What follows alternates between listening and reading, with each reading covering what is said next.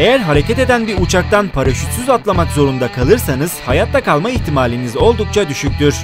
Ancak bu küçük ihtimali gerçeğe dönüştürme şansınız da bulunmakta. Yapmanız gereken birazdan bu videoda izleyeceğiniz önerileri yerine getirmek.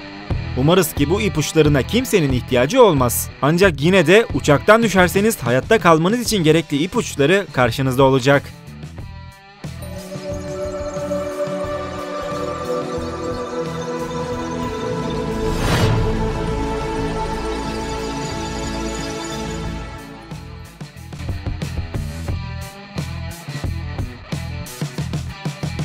Düşüş hızınızı yavaşlatın. Uçağınız havadayken bozuldu ve yavaş yavaş yere düşmekte. Uçakla yere düşmektense tek başınıza uçaktan atlamak sizin hayatta kalma şansınızı arttıracaktır. Tek uçaktan atlayınca öncelikle düşüş hızınızı yavaşlatmaya çalışın. Skydiving'de denilen kollarınızı ve bacaklarınızı tıpkı paraşütle atlarkenki gibi açarak vücudunuzu genişletin. Vücudunuzun ön kısmının ve avuç içlerinizin yere doğru olmasına dikkat edin. Dizlerinizi çok hafif kırarak omuz genişliğinde açın ve kollarınızı dirsekten 90 derece şeklinde kırın. Bu pozisyonda uçaktan düşerseniz hızınız daha yavaş olacaktır.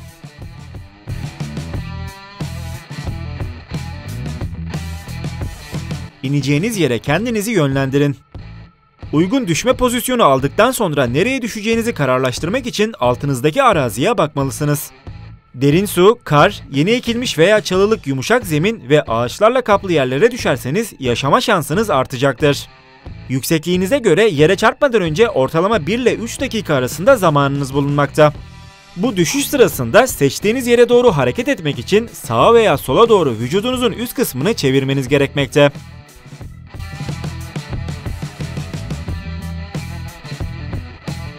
Dizlerinizi kıvırın. Uçaktan düşüşlerde sağ kurtulabilmek için en önemli noktalardan biri de dizlerin 90 derece kırık pozisyonda olmasıdır. Şu ana kadar yapılmış araştırmalara göre dizleri kıvırmak yere çarpış gücünü büyük miktarda azaltmaktadır.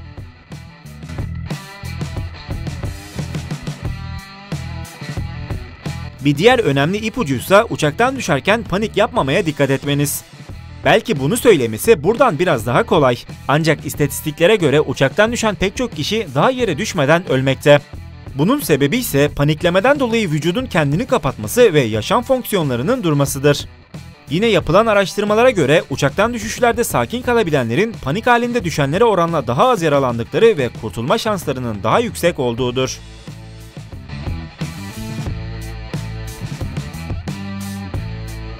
Önce ayaklarınızın yere değmesini sağlayın. Uçaktan düşüşlerde öncelikle yere ayaklarınızın değmesini sağlayın. Çünkü ayak üzerine düşmek, düşme gücünün vücuda yapacağı baskıyı küçük bir alanla sınırlamakta. Bu sebeple hangi pozisyonda düşüyorsanız düşün, yere yaklaşırken ayaklarınızın üzerinde durmaya dikkat edin.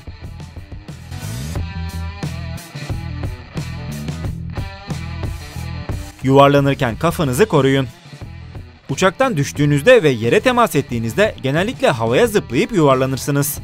Fakat ilk düşüşten sonra hafif hasarla kurtulan birçok kişi zıplayıp tekrar yere düştüklerinde kafalarına ölümcül hasarlar alabilmektedirler.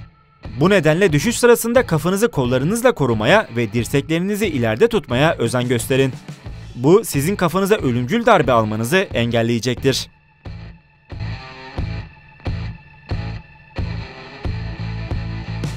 Yugoslavya Hava Yolları'na ait bir uçak Stockholm'den Belgrad'a giderken teröristler tarafından kaçırıldı. Daha sonrasında teröristler uçakta bir bomba patlattılar. Patlama esnasında uçaktan fırlayan Vesna Vulović 33.000 metre yükseklikten şans eseri karla kaplı bir alana doğru düştü. Uçaktan sağ kurtulan tek insan olarak da tarihe geçti. Vulović istemeden de olsa paraşütsüz en yüksek atlayışı gerçekleştirerek aynı zamanda bir rekor kırmıştı.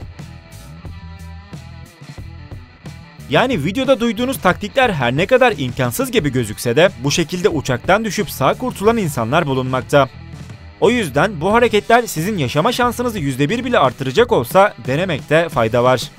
Dediğimiz gibi umarız kimse böyle bir şeyle karşılaşmaz. Bu videomuzu beğendiyseniz bize destek vermek için aşağıdaki beğen tuşuna basmayı unutmayınız. Karşınızdaki videoya gitmek için resmin üstüne tıklamanız yeterli. Ya Merak'tan kanalımızı takipte kalın. Bir diğer videomuzda görüşmek üzere. Şimdilik hoşça kalın.